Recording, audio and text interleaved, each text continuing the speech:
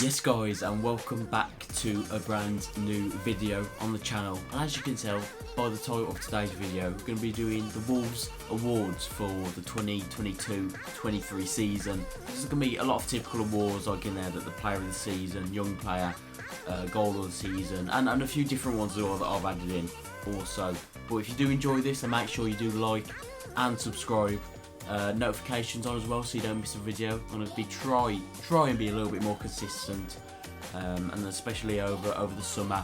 I've got a few ideas lined up as well, so yeah, make sure you stick around for them. Before we get into it as well, I'm getting a cold, and if you hear a lot of sniffling or sound quite bunged up, that's why. I'm getting a cold, and we're almost in summer.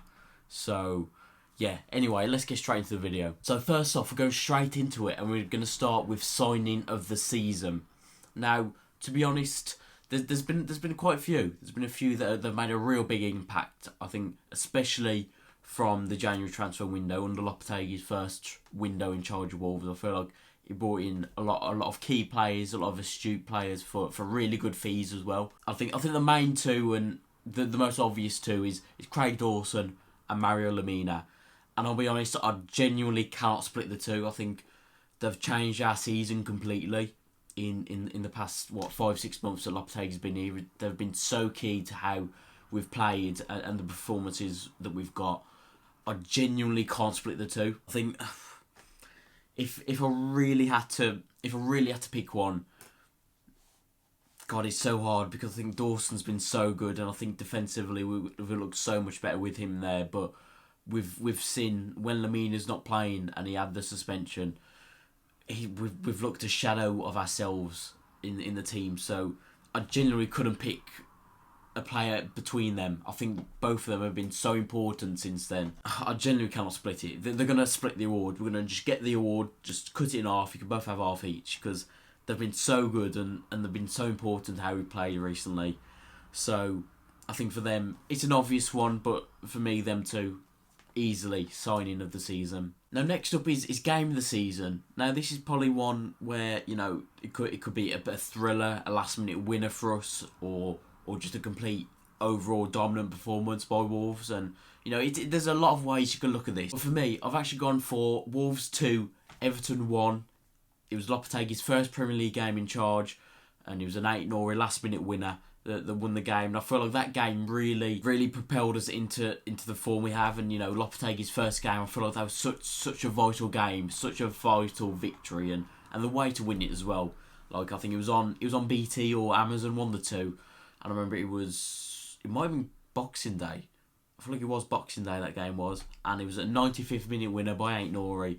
You know, there's no better way to win a game. You know, 90th minute winner. And, you know, the importance of that game as well. Getting off to a good start in Lopetegui's first game. I feel like that game was just so important for us. Like I said, we was on such a bad run of form, you know, before the World Cup. And I feel like that game was just so important and meant so much to us at the time. And kind of has put us where we are today, you know, survival already with 3 games to go. I feel like that game was so important to us. But of course, I think there's been a couple of others. I feel like Liverpool, the 3-0 Liverpool performance, I think that's probably one of the best overall performances this season from us. I mean, it's probably the overall performance from us this season. You know, there's been times under Lopetegui where we've had a good 45 minutes and the second half we've dropped off, or vice versa. But I feel like that Liverpool game, you know, winning 3-0 against Liverpool, you know, of course haven't been the greatest this season, but you know, beating Liverpool 3-0 at any point has been a great achievement. Moving on next, it is goal of the season.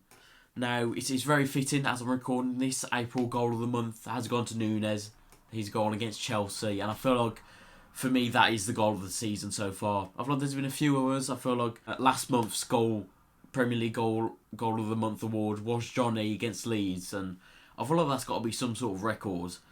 You know, we've scored about 15 goals all season, and we've won back-to-back goal of the month awards, which is quite incredible, to be fair. But of course, I think Johnny's the technique on it was so good. I feel like Neves against Newcastle, again, that was under Bruno Lage at the start of the season. I feel like that was a very underrated goal at the time. But I feel like one of the most underrated goals as well this season we've scored is in that Everton game I was talking about as my game of the season.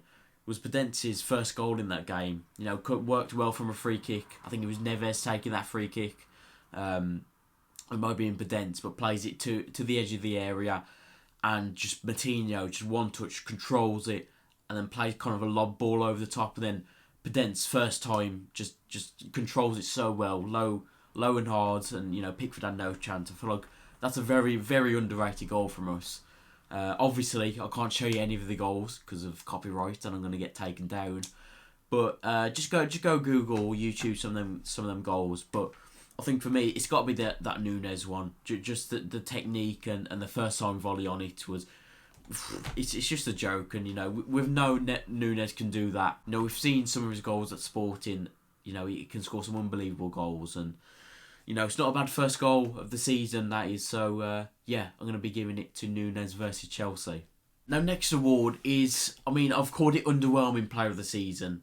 I can't really call it worst player of the season or shittest player of the season, because I feel like underwhelming is probably the best word. I feel like a player where we could have signed him in the summer, or maybe they was looking for a bright future this season. We built him up quite a lot at the start of the season, thinking they was going to have a big season for us and do really well and, really push the team on. And for some reason or another, just never really happened. Nunes could fall in that category, kind of the money we spent on him, the calibre of player, how he was spoken by former managers and managers around Europe. Pep Guardiola probably spoke the most highly of him. So I feel like Nunes could fall under that category. I feel like more recently he's put up some really good performances, and of course he's been playing out of position quite a lot, especially under Lopetegui, playing out wide, whether that's left or right, and we know that's not his natural position, but I feel like he has done fairly well more recently.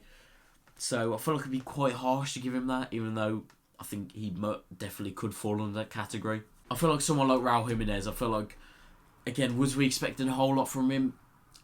It's hard to tell, because I feel like he hasn't been good since his injury. I feel like kind of the way he portrayed himself this season with his sly little comments and comments from his family as well. It's a real sour end, and I feel like, he is going to go this season, Lopetegui's just completely frozen him out this season, ever since he's come in. And it's more than likely going to be the end, and he's going to go either back to Club America, MLS, Turkey, somewhere like that. One last payday. So for me, I think it has been Raul Jimenez, and of course he's not for all the blame, but some of the comments he's made and some of his performances as well just haven't been up to the standards whatsoever. And for me, he's just not a Premier League player anymore, and I feel like this is the time for him to go. He pretty much is going to go now. So yeah, for me, I'm going to go with Raul Jimenez. Next up, on a more positive note, we're going to go on to Young Player of the Season.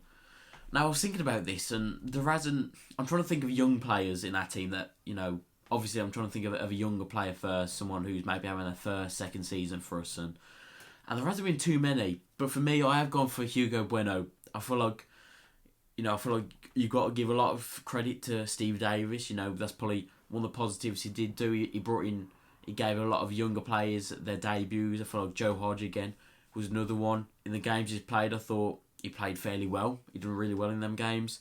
Dexter Lembikisa gave him his debut, and Hugo Bueno probably the standout out of all of them. I feel like in his performances, I generally can't think of a bad performance he's had at the moment. Of course, he hasn't played more recently, which you've seen Totti Gomez come in at left back, who's done really well, and he's probably right now undroppable at the moment with some of his performances. And it's a little bit unlucky by Bueno. So I feel like, again, he has had a real good impact on this squad, and I feel like before Lopetegui, I feel like he was one of the bright sparks of the season.